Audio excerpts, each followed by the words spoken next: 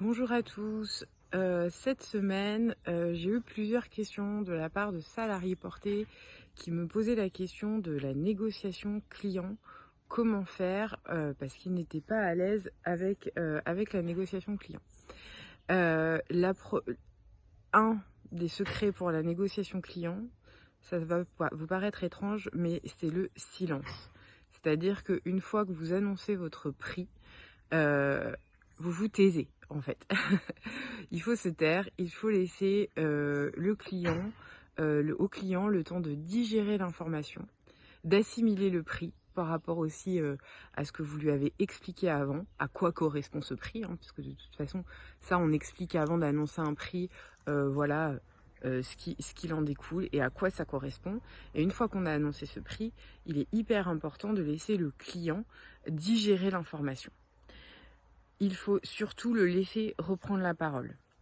Alors, les silences peuvent être très pesants quand on est dans un bureau face à un client ou au téléphone. Heu, c'est pas grave, les silences, ne sont pas forcément faits pour être comblés. Les blancs peuvent être bénéfiques. Donc vraiment, il faut le laisser assimiler et reprendre la parole.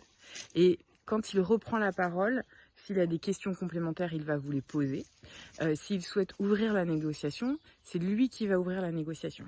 Mais c'est vraiment très important de le laisser reprendre la parole, parce qu'il en a besoin pour assimiler. C'est simplement ça que ça veut dire, c'est que lui a besoin d'assimiler le prix. Ensuite, on ouvre.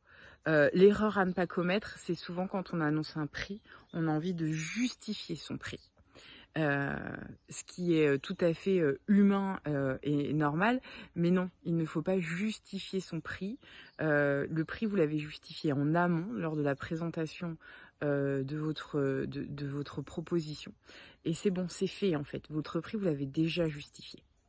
Donc derrière, il faut être sûr de son prix.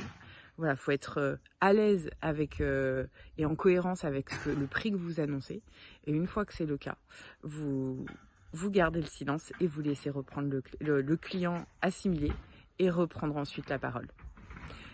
Abonne-toi pour plus de tips.